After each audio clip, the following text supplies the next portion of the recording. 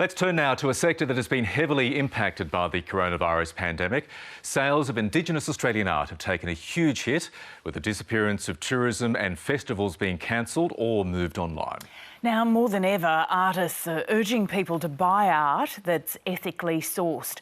For more, Wanneroo artist Saretta Fielding joins us now. Saretta, good morning and welcome to Breakfast. Good morning, Lisa. Thank you for having me. It's great to talk to you right now because over the last week, of course, we've seen the National Art Awards being handed out in Darwin. There's been quite a bit of activity, but coronavirus has really changed the landscape, hasn't it, for artists? It definitely has, Lisa. It's hit us really hard right from the get-go.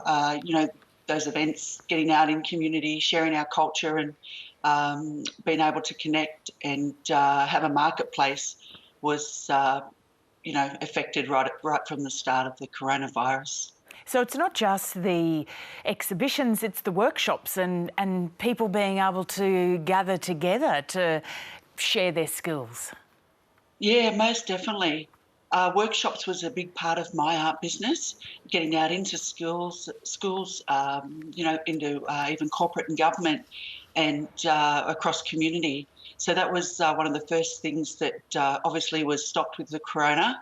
I guess from my business perspective, I have a team of Aboriginal people that work with me under a not-for-profit that I started, and we talked about how do we now connect with our audience. So learning about Zoom and getting help from our local council through a grant to look at ways to connect online was a helpful aspect of what's brought us through. And our JobKeeper has really given us a breathing space to learn those new skills and start to reconnect and continue with some of our business. And for people who are wanting to still try and buy First Nations artwork at the moment, how do they find dealers that they can be sure are treating artists fairly and with transparency?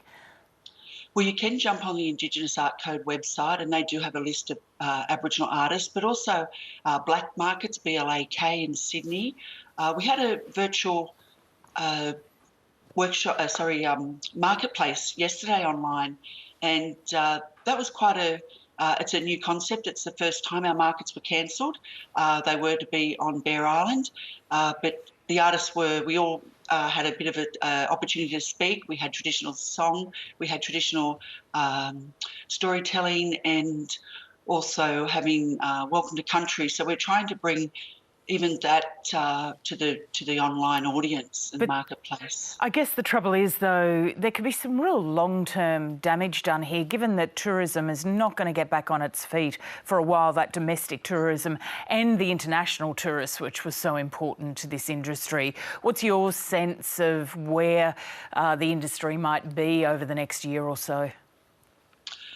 Lisa, I think from my own perspective, learning to do business differently, like most of the world. I was going to say Australia, but most of the world takes learning. It takes opportunity to build resources, and I guess that marketplace online is going to be something that we really need to be looking at. And so this.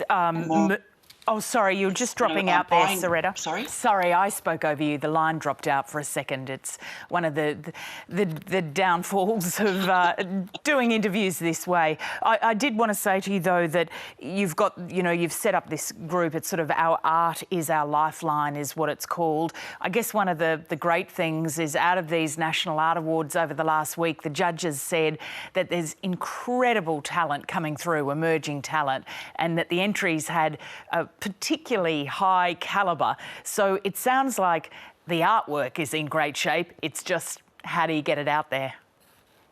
Yes, and I think being able to connect through online opportunities, looking at finding artists, even on Facebook, and when you do find a piece of art or an Aboriginal artist, just asking the questions, what country are you from, and that authenticity, what's the story behind the design. Each Aboriginal piece does bring a story, and being just mindful of asking the questions and finding out a little bit more than just the visual piece, that it is an authentic piece and that you are supporting Aboriginal artists or Indigenous artists across Australia.